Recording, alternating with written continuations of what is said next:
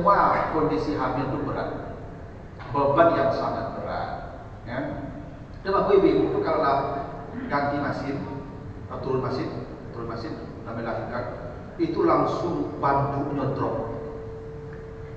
Saking cerong aku, saking glowing aku sebelum melahirkan, sudah melahirkan itu tidak boleh pakai RBTB. Yang papan tarik, lagi dah. Ya wadah muda maksudnya. Sampai anakku lah kadang-kadang, baru agak tarawih. Ibu-ibuku boleh rancak-rancak, kini boleh dulu, tak ada lah dulu kan. Musuh ya dengan kemana? Nah, bangun gitu ya tuh ya. Memang itu lagi ada ibu-ibu kalau melahirkan hamil itu kan papan tarik. Itu makanya ketika anak lahir, wadaat bahasanya. Gitu ya, itu pindah kata namanya Bu ya. Baik. Nah, kata Ibu Maryam, saya ya Tuhan kok saya lahirnya perempuan, unsa namanya perempuan. Berarti dia berharap laki-laki kan?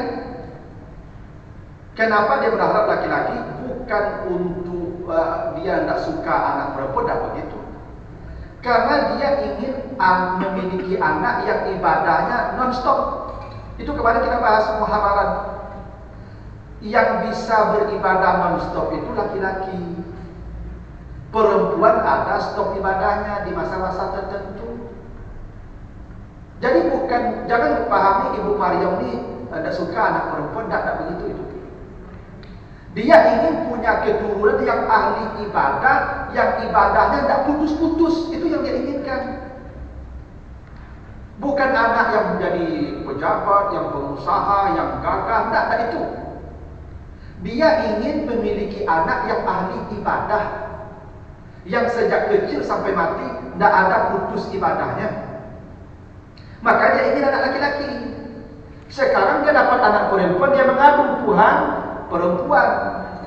Bagaimana dengan janji saya kepada engkau?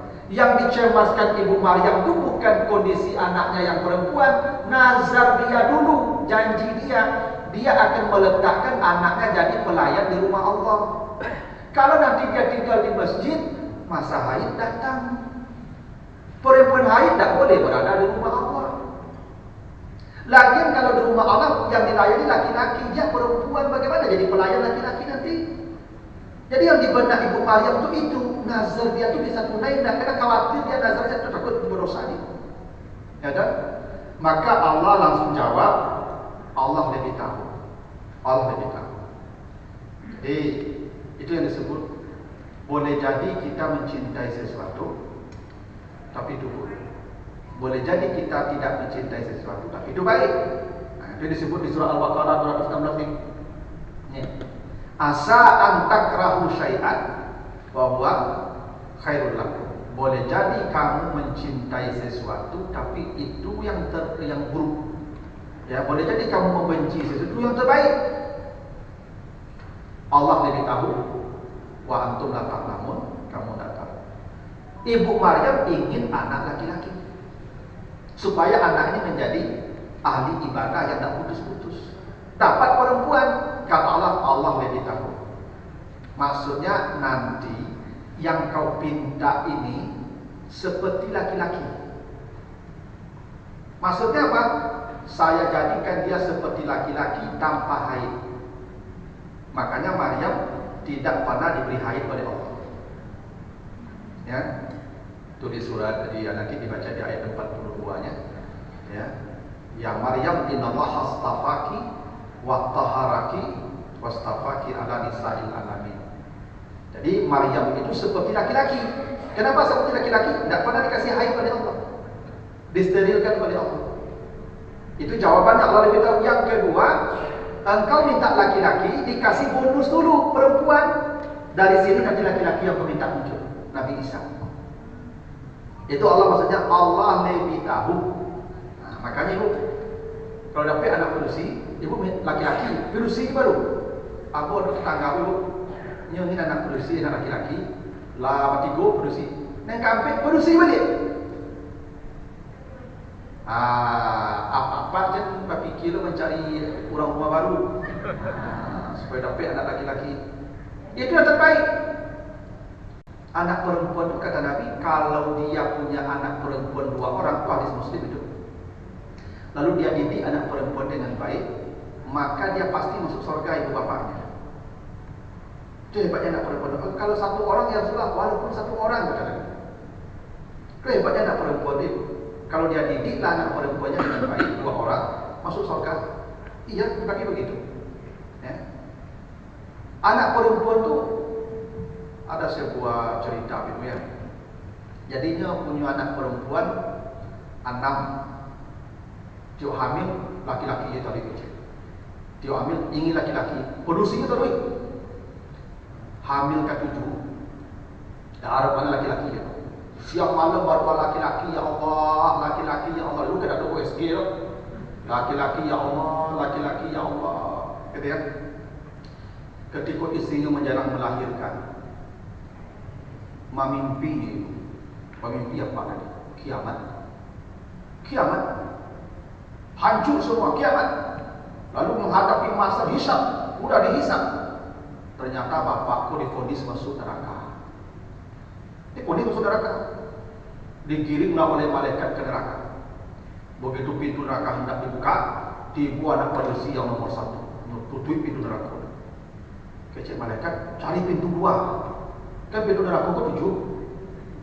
Masuk pintu 2, dibawa ke pintu 2. Kalau dibuka pintu 2, timbul anak manusia nomor 2. Tutup dah.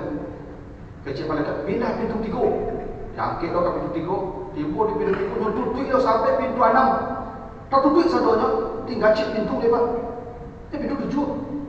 Mari hari dapat kau dalam lalunya. Dan kat 7 kau padusi jola, padusi jola. Aku lagi-lagi kan tak pernah dibenarkan. Rupanya ya Allah, dengan 7 kau padusi jola kau dapat. Nah kan hebat anak padusi itu. Jadi karena Allah lebih tahu, ya toh, mana yang terbaik. Walai sazakar kalau unsa laki-laki tidak sama seperti perempuan. Tidak sama seperti perempuan. Jadi begini, Ibu. Ada sebuah kaidah ya dalam ilmu balaghah namanya ya. Ada namanya tasbih. Tasbih ya. Tasbih itu penyerupaan Muhammad seperti singa. Nah, itu yang ini kaidah ini apa bahasa Arabnya ya. Misalnya Muhammad kal asad. Muhammad kal asad. Muhammad itu namanya musyabbah, yang disamakan. Asad singa, musababih namanya. Dengan itu dia disamakan. Muhammad seperti singa. Nah kalau musabah dan musababih itu kaidah ya. Musababih lebih kuat, lebih hebat, lebih sempurna dari musabah. Jadi kalau Muhammad seperti singa, berarti singa lebih dari Muhammad. Cuman Muhammad mendekati singa. Kira-kira begitu. Dia seperti ustaz, sama tak dengan ustaz? Enggak, pasti ustaz lebih baik. Tapi dia mendekati ustaz, itu kaidahnya tuh. Jadi musabbah tidak lebih baik dari musababih, itu kaidah. Musababih dengan siapa itu diserupakan, yang diserupakan dengan itu lebih baik daripada orang yang diserupakan. Kira-kira itu kaidahnya. Dia seperti ustaz, ustaz tetap lebih baik dari dia. Karena ustaznya musababih namanya, dianya musabah namanya. Iya ya. Kalau tak paham ya tak bantu aku dulu. Ya. Jadi ada yang diserupakan, ada yang dengan itu diserupakan. Ya, Muhammad seperti singa, Muhammad yang diserupakan. Singa dengan itu Muhammad diserupakan. Dalam kaidah musababih lebih sempurna dari musabah, itu kaidah. Tadi az-zakar, ya, perempuan ya, laki-laki ya. Az-zakar itu laki-laki. Kalau unsa, perempuan ya. Mana musabah? Az-zakar. Mana musababih? Unsa, perempuan. Kaidahnya mana yang sempurna, musabah atau musababih? Musababih. Kalau begitu perempuan lebih sempurna, lebih baik dari laki-laki. Kaidah bahasa ya. Perempuan perempuan itu lebih baik dari laki-laki. Perempuan itu lebih sempurna dari laki-laki. Perempuan itu lebih kuat dari laki-laki. Kaidahnya musababi lebih kuat dari musabab. Itu kaidah. Makanya ibu lebih kuat dari kami. Iya. Ibuku mako mengalah dia ibu tak mau melawan itu. Kok namu ibu melawan mati kami. Ibu memasak kami tiap hari kan. Racun sekali mati ibu tu. Ya dah. Kalau ibu gak banyak jahat, selesai kami doang. Ibu ini kuat. Itu kenapa ibu perempuan makhluk terakhir diciptakan Allah. Malaikat dulu ya. Habis malaikat, jin. Jin, Adam. Setelah Adam, perempuan. Begini, malaikat diciptakan dari nur. Nur itu energi murni, cahaya energi. Jin diciptakan dari api. Api ini campuran energi dan materi. Api antara energi dan materi. Coba kok jin kocok tampak. Jin kocok tampak, kami adalah hampir materi api. Kalau nur murni energi. Coba kok malaikat dalam tampak. Kalau energi murni. Api antara energi dan materi. Nabi Adam dari tanah. Tanah itu materi kan? Materi. Ibu-ibu dari apa? Dari Adam. Malaikat mati. Jin mati. Adam mati. Satu-satunya yang diciptakan dari yang hidup perempuan. Karena ibu diciptakan dari makhluk hidup bernama Adam. Itu makanya ibu sempurna. Karena penciptaan ibu tak sama dengan malaikat. Malaikat dari yang mati, nur, energi. Jin dari api, energi, mati. Adam dari tanah, energi, mati. Ibu-ibu dari Adam yang hidup. Maka penciptaan ibu jauh lebih sempurna karena diciptakan dari yang hidup. Itu aku ibu-ibuku paling sempurna diciptakan Allah. Kenapa? Desainnya Masya Allah sempurna. Karena makhluk mutakhir. Ibarat produksi. Produksi yang paling hebat itu yang mutakhir. Mobil yang paling canggih yang terakhir kan? Ibu makhluk terakhir. Itu aku ibu-ibuku dalam segala hal sempurna, bantu sempurna. Ibu bantu ibuku yo sabana masak di duit Tuhan. Kalau kami kok separuh masak. Maka kalau kami lewat di depan ibu-ibu, ibu tidak tergoda mencari kami lagi. Kecuali Yusuf saja. Kalau ibu-ibu lewat di depan kami, kalau salat kata Nabi ulangi salatnya. Kalau ada laki-laki salat lewat ibu-ibu ulangi salatnya. Kalau ibu-ibu salat lewat laki-laki tidak usah ulangi. Kenapa? Karena ibu itu sempurna. Begitu ibu lewat, kami langsung blank. Karena sempurna, lancar. Badan ibu itu menarik. Iya, menarik badan ibu itu. Dari ujung rambut sampai ujung kuku itu aku ditutui, dia menarik itu. Kalau kami tidak ada. Ibu kalau lalu apa-apa ada baju serau pendek saja, ibu melengah tuh mana itu. Kalau ibu lalu cucu udah kawan lengah, kami ada Pak. Beda kan? Karena kami tidak lancar jadi kalau ibu menarik. Karena ibu itu makhluk sempurna. Tidak ada ciptaan Allah sesempurna perempuan. Yang paling sempurna itu ibu-ibu. Ya. Secara fisik desain ibu yang mana rancak itu maka disebut zina. Zuyyina linnas hubbus syahwat minan nisa. Karena perempuan itu kesenangan karena dia dibikin Allah seindah mungkin. Wajar kalau ibu kok kalau berbaju harus matching dari jilbab sampai ke sepatu. Ya karena memang indah. Ya, perawatannya mahal. Kalau mandi sabun sembe macam-macam jadi sabun. Kalau bapak tu kalau mandi sabun balok, maksudnya sabun batang. Tahu tak? Alun perangkat untuk kosmetik kan, sameja tu. Kalau kami tak ada minyak rambut ni Pak. Ya tak? Kalau kami tak sempurna diciptakan Allah. Ibu sempurna tu makanya ibu dijadikan musabbabi. Kaidah bahasa. Tak ada sesempurna ciptaan kecuali perempuan. Sempurna. Itu makanya dia dijaga baik-baik, itu makanya di rumah dirataan. Kalau bapak dijamu-jamu di luar rumah. Tak betul? Kan perempuan disuruh rumah kan? Waqarna fi buyutikunna, wahai para wanita, kalian di rumah sajalah. Diam-diam kalian di rumah. Kerajo kalian tu potong kuku, babadak, make up, lipstick, itu saya kerajo itu harinya. Dan bajamu keluar siapa apa?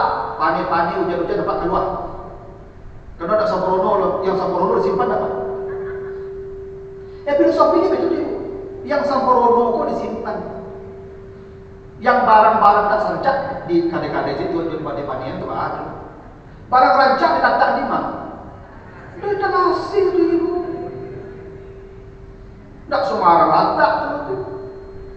Kan ibu tu sempurna diciptakan Allah. Tak ada sesempurna cipta Allah kecuali perempuan. Dia banyak rancak fisiknya. Nah, dan ibu paling kuat, lebih kuat dari kami. Itu aku ibu jarang sakit. Coba ibu kata tolak mana nak cuba apa sakit atau ibu sakit? Apa? Siapa yang cuba merawat istri, istri merawat suami atau suami merawat istri? Istri merawat suami aja. Apa-apa ibu buat lama itu. Damam sakit ya. Itu tak boleh kan? Itu lah bentuk mati. Tapi itu jangan damam tu tadi ibu kata papa. Itu ibu tanya lah tu. Apa cikgu kan? Ini tangan lagi tu kan? Ada pacik-pacik itu. Kalau ibu damam sakit itu tak beyo tu. Masak tak ada, mencuci tak ada, loyong-loyong ibu dah taluk tagak ada baru bapak goreng. Dah taluk tagak ada bapak goreng tu. Ada tanya dia Pak Abu. Damam Pak. Pakai siapa? Seketik, memang seketik dia. Dia kawan tak tagak dia seketik dia. Dan ibu memang begitu kuat. Ibu-ibu kalau di rumah makan rajo, cik wakatu bisa sampai ke rajo. Itu hebatnya. Memasak, mencuci, menyapu, mengendong anak, cik wakatu. Apa itu kalau ke rajo dari pagi itu ke rajo, dia pulang tu boleh-boleh saja sudah ke rajo lain itu. Nah itu. Tu aku ibu-ibu kok memang jarang sakit karena memang ibu jaga kekuatan untuk merawat kami yang lama. Itu rahasianya makanya ibuku lama-lama matinya apa-apa aku capek matinya. Coba ibu periksa lah, tak percaya ibu survei lah mana banyak kakek-kakek dan nenek-nenek di dunia kau. Nenek-nenek. Itu kata WHO begitu tuh, badan dunia itu, badan kesehatan dunia itu katanya kematian laki-laki ini lebih cepat di perempuan tuh 10 tahun. Berarti angka harapan ibu hidup pun lebih lama, sampai 80 tahun dan ujung mati. Kami itu 65. Itu dah lama, 70 cik-cik. Ya. Yang pada-pada dia ikut nelaga tangka ya. Lama-lama lagi mati. Betul. Ya karena memang pertama mungkin karena memang ciptaan daya tahan tubuh kau tak kuat. Karena kami kau rentan dengan penyakit. Kami kau rentan penyakit. Serangan virus itu gampang ke laki-laki. Perempuan punya kekuatan untuk melawan.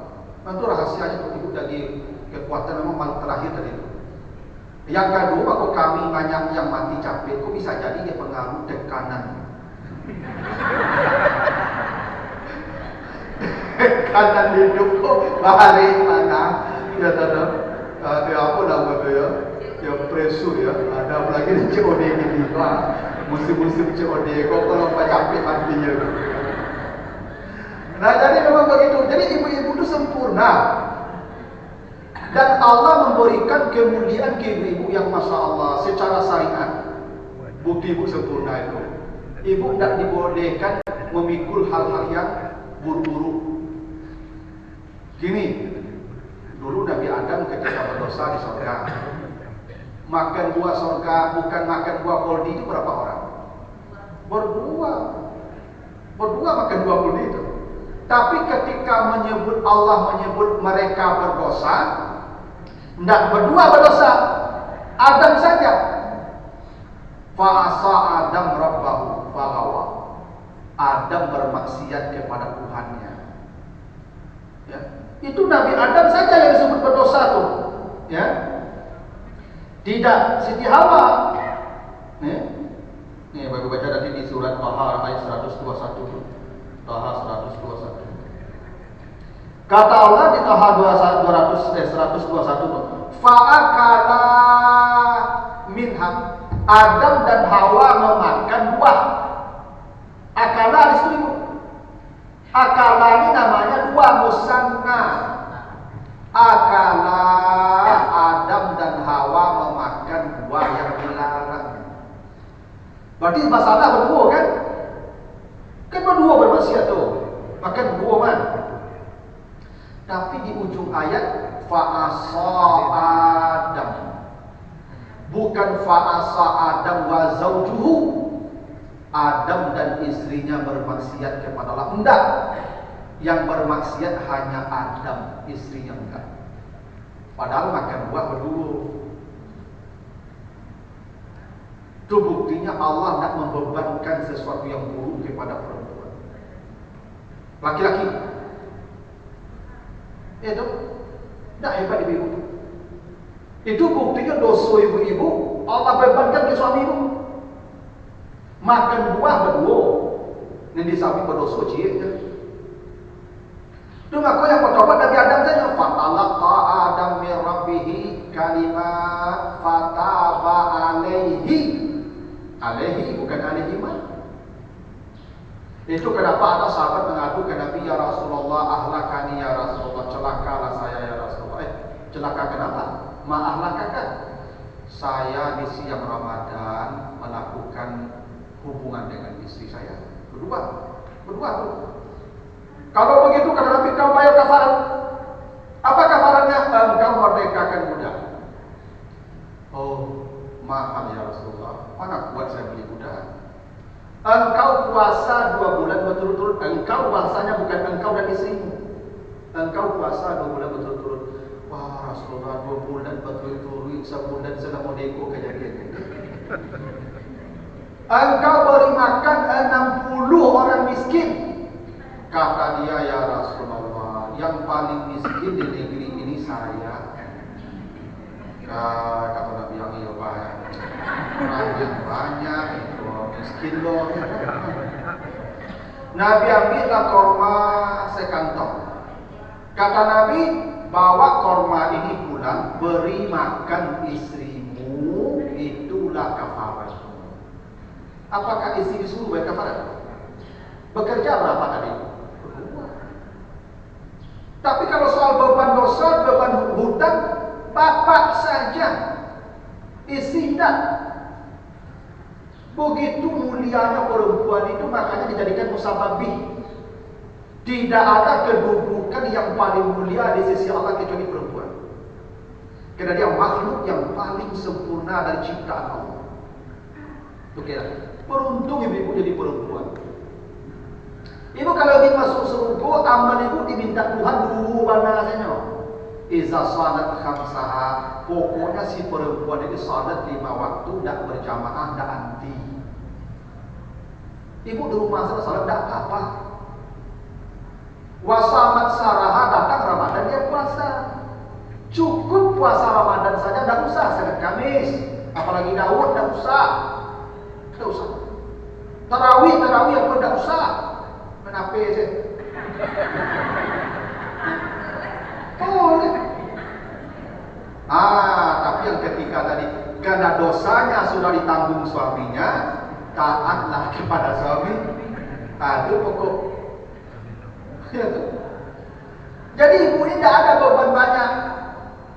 Nafkah hidup sudah ditanggung. Makanya Bapak Ibu kalau baca ini rangkaian surat At-Taha ini nanti baca 117. Taha ya, di surat Taha ini 117. Kalau tidak salah dulu pada saya jelaskan di sini atau di Indonesia. Ini Nabi Adam dan istrinya diingatkan Allah. Fala yukhrijannahuma minal jannah. Kalian berdua jangan sampai saya usir dari surga.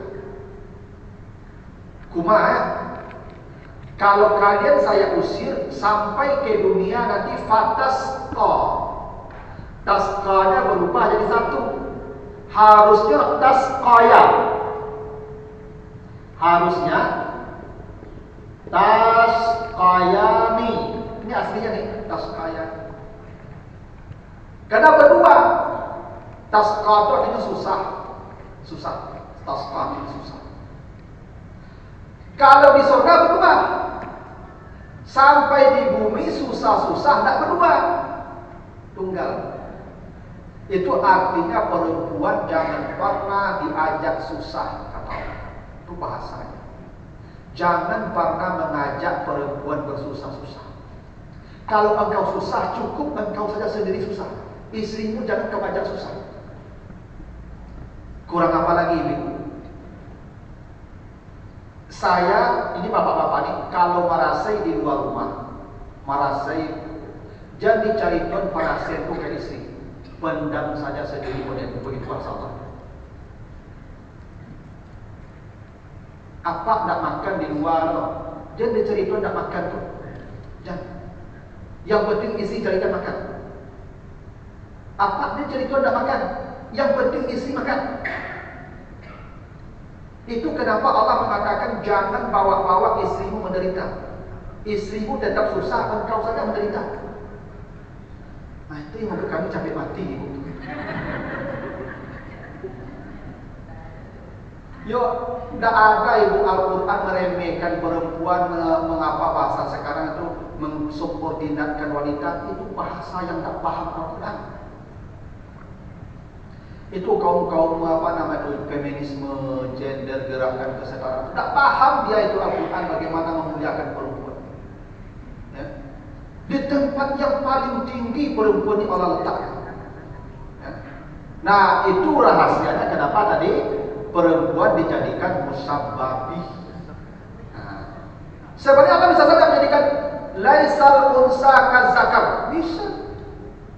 Tapi tidak laisa zakar kal unsa, untuk menunjukkan betapa perempuan itu ditempatkan Allah di tempat yang terhormat sehingga dijadikan musabbabi.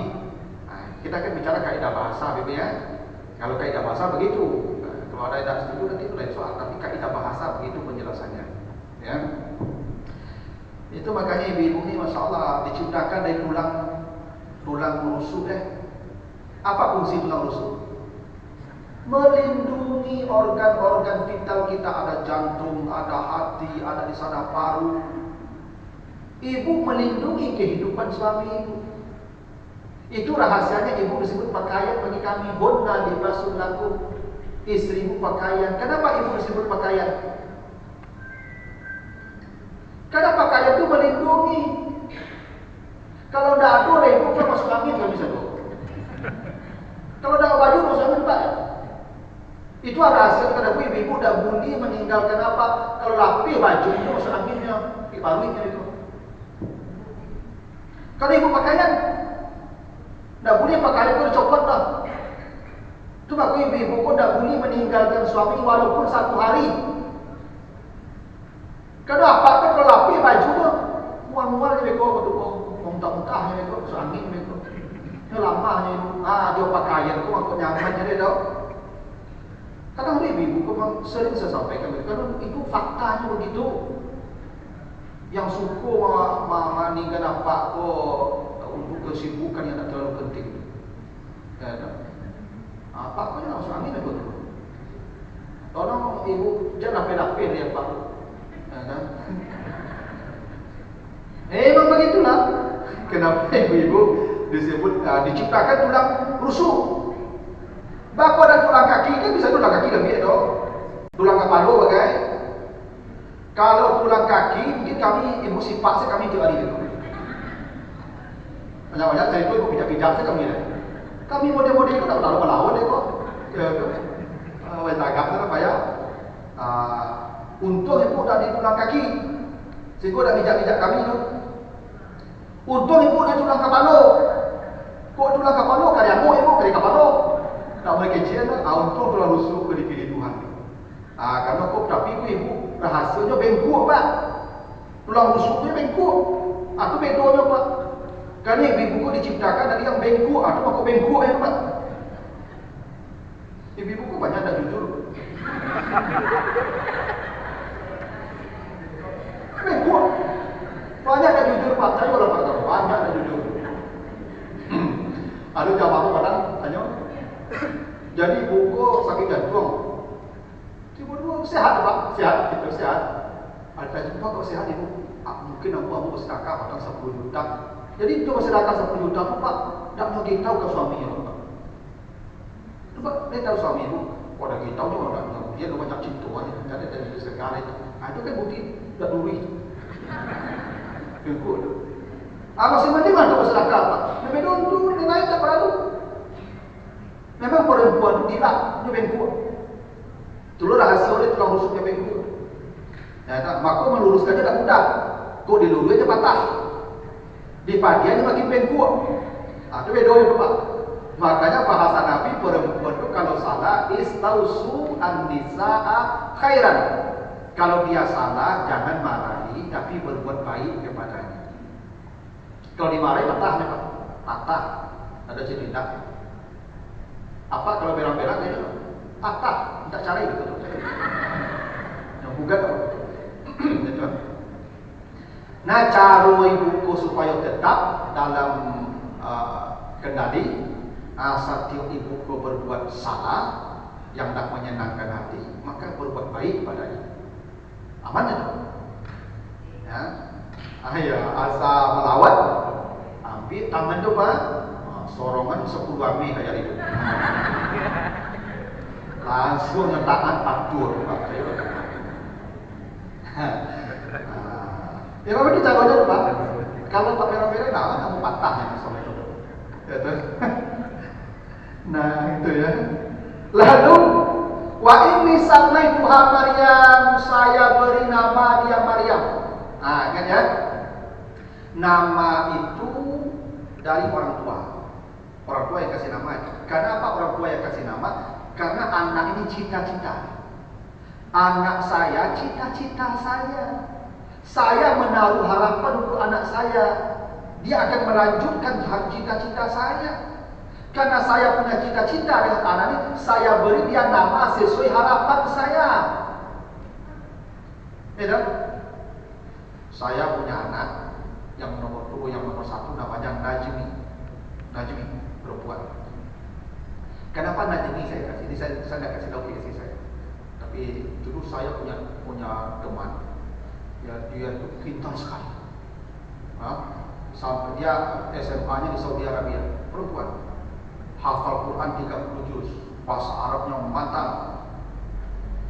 Anak saya lahir, saya kasih nama itu Najmi. Dengan harapan anak saya seperti ini orang. Alhamdulillah persis. Anak saya itu tamat pesantren 20 juz dia hafal. Bahasa Arabnya bagus, sekarang dia kuliah di sastra Arab. Harapan kan? Kasih nama sesuai harapan kita. Karena nama itu doa, harapan. Tu aku bagi nama, kok dia rancak bunyi saya. Kok bagi nama anak Maisir. Maisir kok judi ya tino mampu sekarang judi. Itu nama Maisir. Ibu kalau kau bagi nama anak, jangan ditanya aku nama rancak, aku harapan ibu. Ibu Maryam, dia berharap anaknya jadi pelayan di rumah Allah. Nah, pelayan di rumah Allah itu bahasa Syriania, Maryam namanya. Kalau bahasa Arabnya khadim di baitillah. Kalau bahasa Syriani, itu kata orang para ahli bahasa begitu, itu Maryam itu bahasa Syriani. Itu maka tidak boleh pakai tanwin, tidak boleh Maryamun, Maryaman, Maryamin, tidak boleh. Bolehnya Maryamu, Maryamah saja, karena bukan bahasa Arab.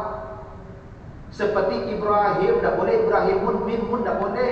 Yang boleh Ibrahimun atau Ibrahimah saja, karena dia bukan bahasa Arab, bahasa Syriani. Bahasa Syriani itu tidak ada orang mengerti. Dia ada ciri mengerti, ini namanya Mama Buffon. Jadi memang Bapak Ibu, jadi Maryam itu tidak bahasa Arab itu. Tapi arti Maryam itu pelayan di rumah Allah.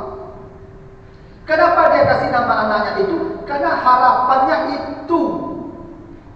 Makanya ibu bapak kalau kasih anak ngasih nama cucu, nama anak, apa harapan yang tertanam di hati bapak ibu ini anak? Ya. Anak saya yang kedua saya kasih nama Muhammad Lutfi. Saya ingat ada penyanyi terkenal namanya Mustafa Lutfi Al-Manfaluti, penyanyi terkenal yang ahli bahasa Arab. Saya kira anak saya begitu pula. Sekarang dia sekolah di pesantren, tapi kayaknya tidak pandai bahasa Arab. Tapi paling tidak harapan apa tuh? Bahwa tidak jadi itu salah dia. Gitu.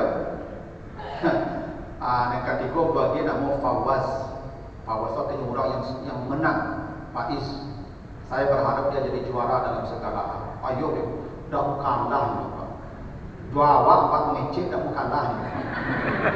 Penyu saya buat tu juga. Ya tak? Ya tapi paling tidak Bapak Ibu kalau pun mengasih nama anak, harapan dulu, jangan nama dicari dulu. Jangan nama dicari dulu. Aku lewat jatuh, nak betul mencari nama. Apa harapan awak? Ibu ingin dia menjadi pemimpin. Kasih nama Rais. Rais pemimpin, sudah Rais namanya. Aku tambahnya tapi kok Muhammad Rais, Amin Rais, salah. Ya tak? Atau ibu ingin misalnya dia jadi jenderal, kemudian jadi presiden, akhirnya mau Prabowo.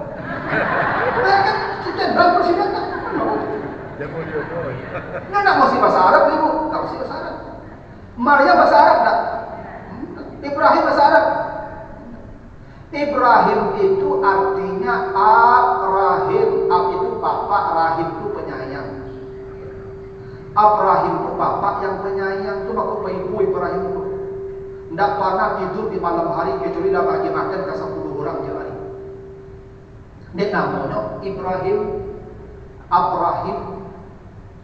Ismail sami Allah. Allah selalu mendengar doa-doanya. Sami Allah. Ismail. Jadi harapan dulu baru namo. Jangan cari-cari namo di Google. Aku cari udah betul loh. Makanya Maryam dia nama Maryam. Harapannya anaknya jadi pelayan di rumah Allah. Pelayan di rumah Allah namanya Maryam dalam bahasa sononya. Betul kaidah bagi nama ibu. Hendak sadu yang bahasa Arab kau jahat kau jahanam nama neraka itu jahanam kali neraka. Firdaus salah surga. Kau bagi nama Firdaus sebagai surganya paling tinggi. Itu harapan. Sebab kalau diimbau panggilan itu doa itu aku dipanggil. Panggil itu bahasa Arabnya doa. Panggilan itu bahasa Arabnya doa. Nama itu panggilan. Artinya nama itu doa. Ibu punya harapan dulu dengan anak itu. Baru cari nama yang cocok dengan harapan awak. Kadang kini nama keren-keren, tapi arti tak ada. Tak ada arti. Nama keren, arti tak ada. Atau zaman sisu orang bagi nama, aku boleh nampak saja. Nampak kaki diam lagi kaki diam. Nampak luka lagi luka. Udah orang luka bagi luka kaki diam. Asalnya bagi nama, tidak aku cukup. Salah satu hak seorang anak mendapat nama yang baik dari orang tuanya. Itu hak dia. Bapak saya kasih nama Sofyan Hadi. Saya tanya, Pak, Apa kok Sopenadi nama aku? Dulu dia ngadain sore-sore ya, coba dengar radio main bola. Dulu ada pemain bola namanya Sopenadi. Sopenadi nama aku Sopenadi. Tu jadi pemain bola, you kecil, you dulu jadi pemain bola, gitu tak jadi pemain bola lah ya. Kayaknya punya harapan. Ya, untuk nama aku dia salah lebih aku Sopenadi dia lancar itu. Ya, tapi kecil apa aku pemain bola tu, tapi pak, tak nama pemain bola Sopenadi tu banyak. Jadi apa-apa tak mengerti dia arti nama aku. Sofian itu artinya yang suci. Sufian, Safa itu artinya suci. Safa Marwah. Sofian itu yang suci. Hadi yang memberi petunjuk. Raja artinya apa-apa tak tantu tu artinya. Dan tantu dia pemain bola aja. Tapi rancanya lah. Jadi untuk dia nak meleset. Kadang-kadang ibu, nama anakku suatu hari jadi beban dia. Jadi beban dia. Ya, aku orang kemudian lah hari kataku malu nyo makan nama lahir. Nyo ganti nama jadi lahir. Nyo jadi pejabat publik bagai. Nama yang tak cocok posisinya. Ya. Bahkan dia jadi ustaz bagai. Kadang nama tak cocok. Ya tak? Itu kawan yang buat itu. Ustaz terkenal. Ya, sama kuliah juga. Akhirnya mau diganti nama. Atau maka kau fikir-fikir lagi nama untuk sembarang laki. Jadi nama. Apa harapan itu? Aku cari deh. Bahasa Arabnya gitu. Ya terlanjur juga. Coba kau dia ibu fikir sebagai nama anak itu. Jadi ya. Nah, jadi itu kenapa begini? Nama disebut sama ya. Sama ya. Sama itu. Nama itu disebut sama ya, dikata sama ya. Dari kata itu ada kata sama. Sama artinya sama, samawat. Langit. As-sama itu langit kan? Sama itu kenapa disebut langit disebut sama? Kenapa? Karena tinggi, ya itu. Langit disebut sama karena tinggi. Nama disebut sama ismun karena nama itu harus berbobot tinggi. Itu makanya dulu kasih nama Muhammad dulu tinggi. Maka nama itu jadi olok-olok orang kemudian nama. Ya. Dan nama itu kemudian jadi bahan tertawaan di orang. Itu harus tinggi, sama. Itulah kaidahnya bagi nama itu. Nah, lalu apa kata Ibu Maryam? Wa inni u'izuha bika wa dzurriyyataha minasyaitonir rajim. Ya Allah, kalau begitu saya bermohon kepada Engkau, lindungi dia dan anak cucunya dari setan yang terkutuk. Nah, kan begini Ibu. Ibu Maryam kan melahirkan anaknya dalam usia tua. Suami sudah meninggal. Bagaimana nanti hidup anaknya, makan minumnya, pakaiannya? Ibu Maryam tidak pernah berpikir tentang dunia anaknya yang baru lahir. Makannya bagaimana, rumahnya bagaimana, nanti belanjanya, beli susunya, beli pempesnya. Yang dia takutkan hanya satu, jangan sampai jiwa anak saya, rohani anak saya bermasalah, tolong jaga dia dari setan. Yang paling ditakuti oleh seorang orang tua dari anaknya bukan makan minumnya, bukan soal fisiknya, tapi soal rohaninya. Itu makanya Maryam dapat ibu mana berkata Tuhan pak anakku kamatkan, tolong lagi rezeki, tolong lagi makan, tolong lagi belanja. Udah, tolong jauhnya dari setan. Awak kalau mati apa pak belanjuan nafsu, udah itu pikir loh. Yang ibu pikir bahwa anak ibu selamat dari gangguan setan itu yang lalu. Kalau anak ibu rezeki dunianya sudah dijamin, belum anak ibu lahir rezeki dia sudah dicatatkan Allah di langit. Ya, nanti baca surat Az-Zariyat. Surat Az-Zariyat surat 51 ayat 22. Nanti baca lagi surat Az-Zukhruf 43 ayat 32. Ya. Baca di Az-Zariyat. Apa kata Allah? Wa fis sama'i rizqukum wa ma tu'adun. Sebelum kalian dilahirkan, rezeki sudah dicatatkan Allah di langit. Di surah Az-Zukhruf, nahnu qasamna bainahum ma'isatahum fil hayatid dunya. Kami sudah membagi rezeki dunia mereka. Ibu tak perlu khawatir. Mati suami ibu, anak ketek-ketek dan takut ini ibu. Rezekinya sudah. Percaya ibu, takkan mati kelaparan juga. Rezekinya ada. Tapi keselamatan dari setan itu perlu pikir serius. Makanya Ibu Maryam yang ditakuti dari anaknya, jangan anaknya diganggu setan. Itu makanya nanti kita lanjut di surat Maryam nanti. Di surat Maryam ayat yang ke-17-nya. Ketika datang laki-laki yang gagah ke kamar Maryam. Ini Maryam sudah dewasa nih. Dia sedang beribadah dalam kamar. Datanglah laki-laki yang gagah, fatamassalaha basharan sawiyan. Begitu kan? Datang laki-laki gagah, samparono gagah, yosawana gagah, pas gagahnya. Jibril datang dalam laki-laki yang gagah, samparono gagah, gagah dia pas. Aduh, orang gagah tak pas. Oh gagah tapi tak pas. Ustaz tu gagah tak. Tapi itu tapi itu lalu tapi itu tak pas atau? Ya, ini gagah. Apa kata Maryam? Saya berlindung kepada Allah dari engkau. Kalau engkau orang takwa, pergi. Ini karena doa ibunya dulu.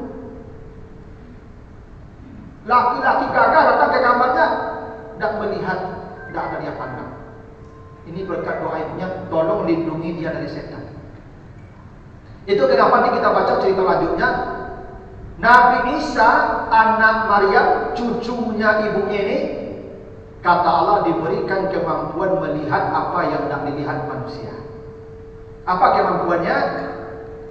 Wa unabbiukum bima ta'kulun. Nabi Isa bisa memberitahu apa yang akan dimakan orang. Borsaki orang tua ibu. Ko ado deonde dia debat dalam piring. Nabi Isa bisa bagi namo deonde itu. Kosianu. Pas yang punya namo ambil. Nyo makan ibu lah namo ibu. Wah. Iku tadi ibu sakardus kok. Maku iku na tibo kami jam. Ado namo mampu situ. Minum tentu mulai. Biasanya tidak mau minum loh pak. Bapak pulang, anak mau minum, namanya tu. Nabi Isa tahu tu.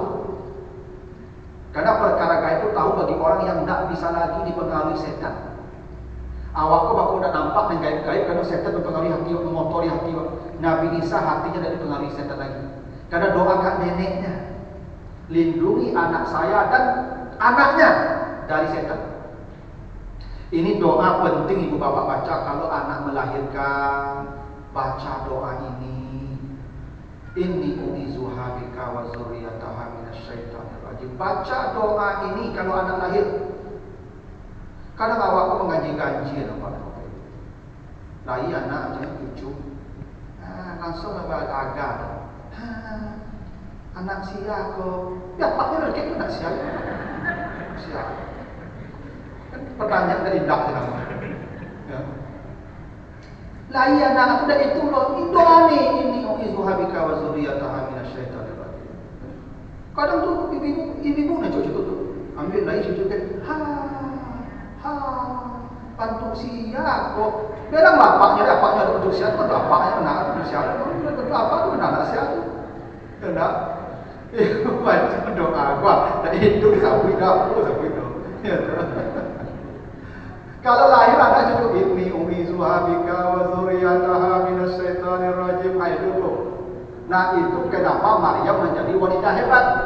Karena ketika lahir, ibunya selalu minta lindungi dia dari pengaruh setan. Itu makanya Maryam tidak bisa setan masuk. Nabi Isa setan tidak bisa masuk. Itu. Nah itu ayat yang ke-36. Nah, saya baru berikut.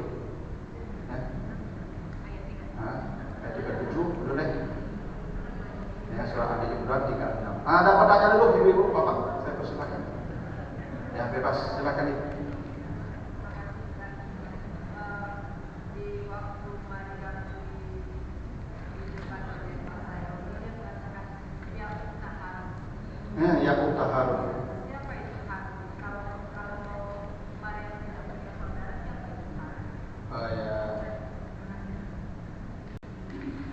Memang itu ada di surat Maryam ayat 28 ya, ketika Maryam melahirkan anak, ya lalu kaumnya mencelanya. Apa kata kaumnya? Ya ukhta Harun, makana abuki amra'an imra'asu sau'in wa makan ummika baghiyan. Bapakmu bukan orang buruk, berlakunya saleh, ibumu bukan wanita yang macam-macam. Nah, ya ukhta Harun itu begini. Dia tidak punya saudara. Dia anak tunggal. Tapi mereka menyebutnya saudara Harun. Harun itu Bapak Ibu, itu simbol kesalehan Bani Israel. Kalau Musa, simbol kepintaran Bani Israel. Yang paling alim dari Bani Israel, Nabi Musa. Nabi Musa. Yang paling saleh dari Nabi Bani Israel, Nabi Harun. Itu makanya Nabi Musa kenapa meminta Nabi Harun sebagai menteri, sebagai pendamping. Baca di surat Al-Taha 33. Kenapa Harun? Ya, kenapa Harun? Kai nusabbihaka katsiran wa nazkuraka katsiran. Nanti baca tuh di surat Taha, ya, mulai ayat yang ke surah ayat 30 ya, 30 sampai 34. Nabi Musa kan disuruh menghadap Firaun, berdakwah. Musa ini kan orangnya agak emosional. Musa itu tidak pandai mengecil banyak. Nabi Musa itu mau kare, cik kecil, cik tanpa, cik sifat. Tidak pandai mengecil banyak. Salat, tidak ada menggali dia takut saja. Musa itu cik kare. Nah, tidak bisa menghadapi Firaun dengan cara begitu. Saya minta teman. Siapa temanmu? Harun, saudara saya. Kenapa Harun? Salah satu alasannya kata Nabi Musa, dengan Nabi Harun saya banyak berzikir dan bertasbih. Berarti Nabi Harun ahli ibadah. Nyu apa kawan di orang ahli ibadah? Memindah bawa ibu. Ibu kalau berkawan itu orang palalo, bantah saya nampak begitu macam itu. Berkawan itu orang kota, minimal lah rajin menangani ngecek. Kau ibu kalau dulu, jangan cari orang kota tu payah katanya. Memindah kawan, saya lebih tahu. Makanya Nabi Musa minta Nabi Harun sebagai pendamping supaya banyak berzikir, supaya banyak bertasbih. Karena Nabi Harun itu ahli ibadah. Kalau Nabi Musa dia ahli ilmu, maka dikasih Taurat, maka dikasih suhuf. Satu-satunya Nabi yang dapat suhuf dan kitab hanya Nabi Musa. Nabi Ibrahim suhuf saja, Nabi Sis suhuf saja, Nabi Idris suhuf saja, Nabi Daud kitab saja, Nabi Isa kitab saja, Nabi Muhammad kitab saja, Nabi Musa suhufu Ibrahim wa Musa tambah kitab Taurat. Karena Musa itu ahli ilmu. Manusia yang paling alim itu Nabi Musa, paling alim Nabi Musa. Tapi yang paling saleh Nabi Harun. Itu maka Nabi Harun itu lunak pembawaan, lembut. Maka Nabi Musa pada berak ke Nabi Harun, umat dibiarkan menyembah anak sapi, dipacik janggut Nabi Harun sampai putih janggut itu dipacik. Maka Nabi itu melihat Nabi Harun ketika Isra Mi'raj, nampak janggut Nabi Harun itu separuh hitam separuh putih. Kalau janggut itu dipacik Nabi Musa, camih janggut itu, pasti janggut pada seluruh putih. Itu luar biasa Nabi Musa itu.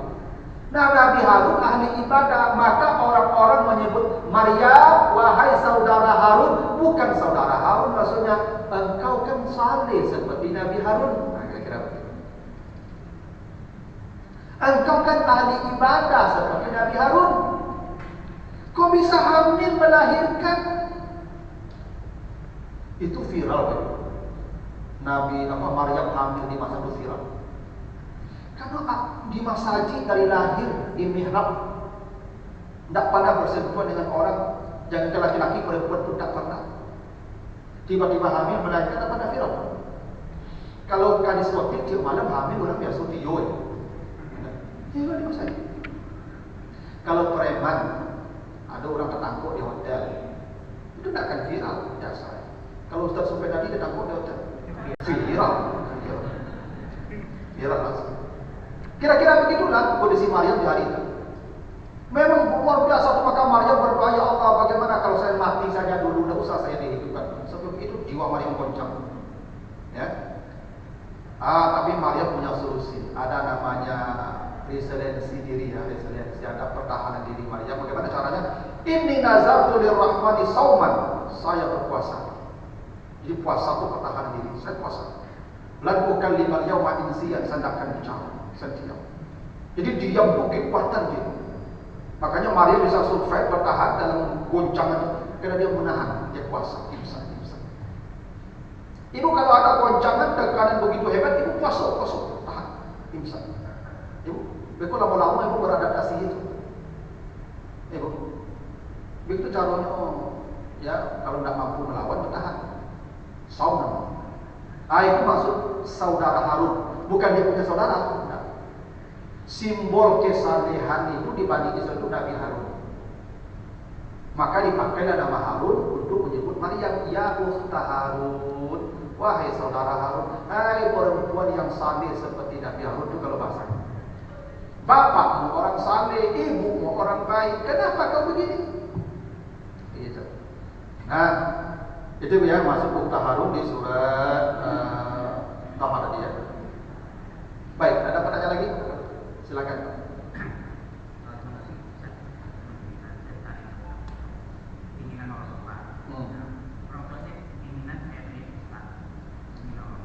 Bapak ingin jadi ustaz dulu enggak ada. Kena keluarga kami, kena ustaz. Jadi saya masuk ke ekonomi, dan semuanya. Kita ada salah nama. Kalau jadi US masih itu lama saya disebut. Saya tunjuk sebagai pertama. Dengan itulah ya, pasti saya.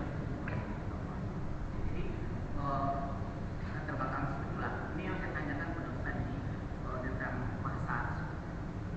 Di dalam surat Al-Baqarah ayat 83 kata-kata husna, kemudian surat 4 ayat 5 maksud, dan surat 14 ayat 9 ayat 3, kemudian surat 4 Khalifah Harimah, kemudian Maisura dan sebagainya. Saya pernah belajar bahasa Jepang. Dalam bahasa Jerman kalau saya pergi dengan jalan kaki itu dikit, kalau dengan berangkat mobil pakai, kalau dengan pesawat dikit. Jadi yang saya tanyakan pada saya pemakaian kata nama surat sebagai ini, kalau umpama ini kita letakkan pada surat 4 mana dimaksud atau dengan surat ketiga kenapa? Husna, Ya. kata husna. Ya. Itu konteksnya apa? Di dalam surat Al-Baqarah 3. Apa bunyinya?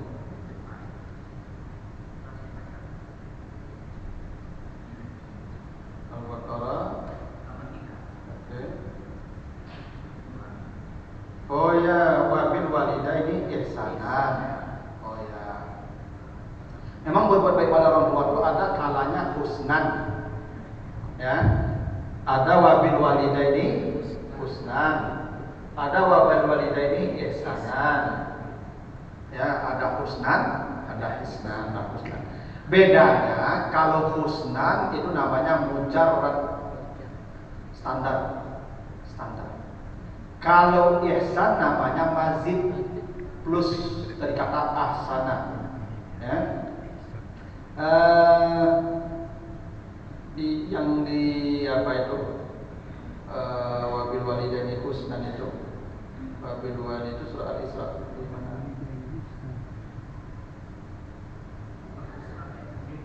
17 ya? Oke, bentar Pak, saya pastikan. Wabil walidaini husnan ya? Wabil walidaini husnan.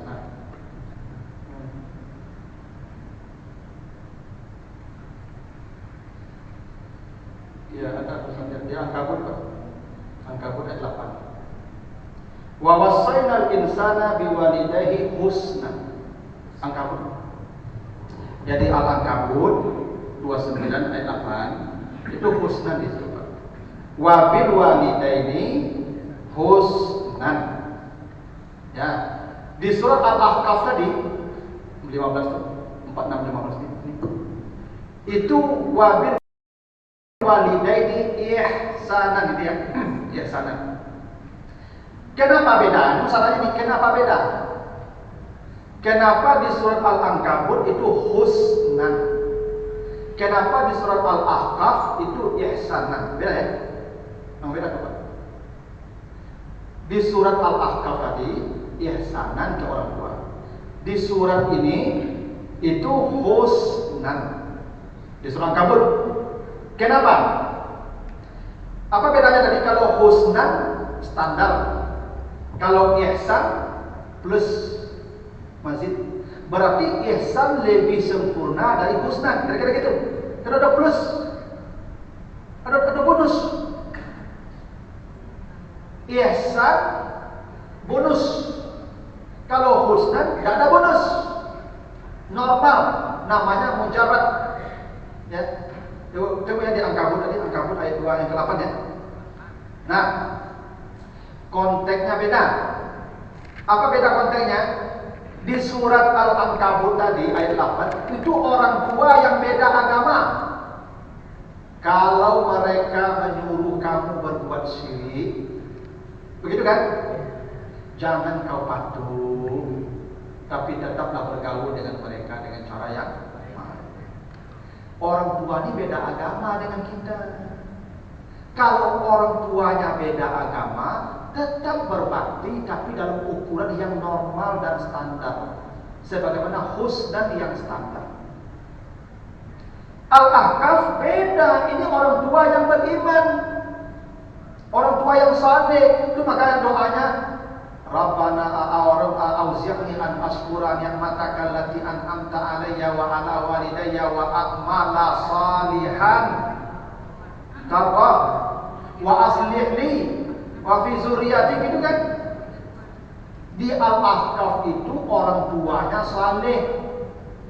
Kalau orang tuanya saleh, berbuat baiklah dalam ukuran yang maksimal, lebih baik dari yang pernah mereka berbuat kepada kita. Tapi kalau orang tua yang beda agama, cukup antarkan makan, cukup tanya kabar. Karena nanti kalau engkau bersama mereka, dipaksa lagi masuk ke agama lama. Konteksnya beda. Ankabut orang tua yang berbeda keyakinan. Al-Ahqaf orang tua yang saleh. Maka berbuat baik ke orang tua pun berbeda sesuai dengan kesalehan orang tua kita. Nah, itu kenapa di Ankabut itu husnan. Kenapa di surat Al-Ahqaf ihsan. Tuh, memang beda Pak. Jadi memang detail Al-Quran itu memberikan isyarat-isyarat. Kalau terjemahannya sama, berbakti pada orang tua. Cuma baca terjemahan sama. Cuma baktinya tidak sama levelnya. Yang satu bakti normal, standar, yang satu baktinya plus. Karena kondisi orang tuanya beda. Yang normal orang tua beda agama, yang plus orang tua yang satu agama dengan kita. Yang satu keyakinan dengan kita. Jadi kalau kegunaannya apakah berbakti pada orang tua itu sama? Beda, tergantung orang tuanya. Yang beda keyakinan dengan yang satu keyakinan tidak sama bakti kita, tidak sama. Allah pun membedakan sebutannya, yang satu ihsan, yang satu husnan. Gitu ya. Bu, silakan terakhir tadi mana Ibu?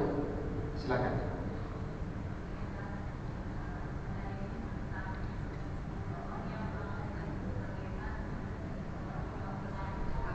Ya, sekali dulu. Umrah, haji dan umrah beda. Kalau haji, dia seperti hari dilahirkan ibunya, bersih. Haji begitu tuh. Kalau umrah mengampuni dosa antara umrah dengan umrah berikutnya saja. Karena haji dan umrah itu beda. Makanya al-hajjul mabrur laisa lahul jazaa ilal jannah.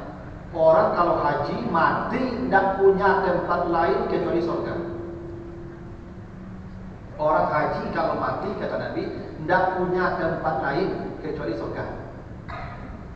Itu kan tempatnya haji. Itu makanya Aisyah bertanya, kami yang perempuan tidak pernah ikut perang, bagaimana kami bisa sedapat pahala seperti pahala yang perang? Kata Nabi, al-hajjul mabrur. Haji itu sama dengan jihad. Itu artinya orang yang berhaji diampuni dosanya. Nah begitu pula orang yang berperang kalau tidak mati dia pulang dia ke rumahnya diampuni pula semua dosa seperti haji tadi. Nah tapi hamil seperti perang pula. Berarti orang yang hamil kalau tidak mati dia juga semua dosa diampuni. Ya kan? Nah, mau begitulah kait-kaitnya tuh. Haji begitu. Masih ada Bu? Silakan bertanya.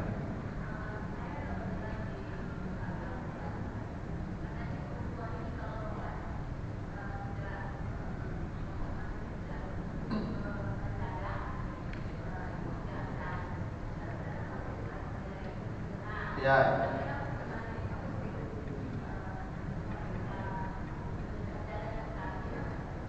Iya tuh hadis sahih begitu. Kata saya tahu Ibnu Abbas atau Abu Hurairah. Tapi buah hadisnya begini. Ya umirtu an asjud ala sab'ati a'zam. Saya diperintah Nabi bersujud di atas 7 tulang. Apa 7 tulang itu? 1 jabhah. Tapi tunjuk Nabi sini. Wa asyara ila anfihi, itu punya hadisnya. Jabhah. Jabhah artinya jidat, tapi tunjuknya ke hidung. Artinya yang wajib menyentuh tanah, menyentuh lantai, nih gening. Makanya ibu pasang mukena jangan terlampau kanan. Apa-apa kalau pakai peci, jangan peci itu berdiri.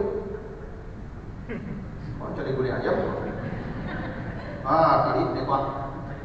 Ya, supaya kakinya kok pas menyentuh lantai. Nah, tapi tunjuk Nabi ke hidung untuk memberi isyarat hidung itu pun seyogyanya sama dengan kening menyentuh lantai. Tapi hidung tergantung posisi itu. Kalau yang mini mungkin tidak terjangkau, tidak apa-apa. Karena hidungku yang minimalis. Kalau yang maksimal hidungnya gampang. Yang minimalis agak payah. Kening saja. Kedua telapak tangan, lalu 2 lutut, lalu 2 ujung jari kaki. Nah, Bapak Ibu kan menyentuh lantai itu tidak mesti harus. Kalau Ibu Bapak Ibu misalnya lutut, pakai sarung, pakai selawat, itu tidak mungkin tarik ke lutut, kan jatuh lantai dan itu kondisinya memang sudah terhalang dengan kain, tidak apa-apa. Ya kan? Tangan, ya tangan sebisanya memang menyentuh lantai. Kalau ibu pakai mukena, kalau kemudian ia memang tak pacing, ya tidak apa-apa. Yang tidak boleh itu sengaja, misalnya ibu ke sujud, atau sarung di atau kasih di dapur sujud, atau berduluan mukena seketik. Ibu dulu mau kena ibu, kamu sujud nanti mau kena ibu. Ia tak sah, kenapa? Ibu dah sujud di lantai, itu ibu sujud di atas pakaian yang pakai.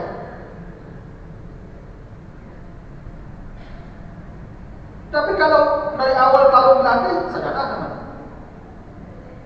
Ya, yang dipakai enggak. Makanya yang kondisi begitu itu dimaafkan. Enggak apa-apa. Kalau bisa ibu masih di lantai taruh, ya lebih baik. Nah, gitu. Tapi 7 tulang itu memang kata Nabi disuruh untuk menyentuh lantai, termasuk jari-jari kaki. Ya kan? Kalau ibu pakai kaos kaki salat, pakai sepatu, boleh tidak pakai sepatu salat? Boleh, boleh pakai sepatu. Ya, 3 hari. Kok mana ibu pakai sepatu, boboknya, dan saya bosok sepatu semuanya sepatu. Menyentuh lantai tidak jari kaki ibu nanti? Ya, nanti boleh kan ada apa? Nah, cuma kendingnya menjadi pokok. Karena yang definisi sujud wada'ul jabhah 'alal ardh, definisi sujud meletakkan kening di atas lantai. Itu sujud. Ya. Nah, tapi yang begitu sudah dimaafkan enggak apa-apa. Yang penting tidak sengaja saja. Nah, begitu dulu Bapak Ibu ya. Surat Maryam ayat yang ke-36. Mudah-mudahan ada manfaatnya, lebih kurang mohon maaf. Subhanakallahumma wa bihamdika, asyhadu an la ilaha illa anta, astaghfiruka wa atubu ilaika. Assalamualaikum warahmatullahi wabarakatuh. Waalaikumsalam.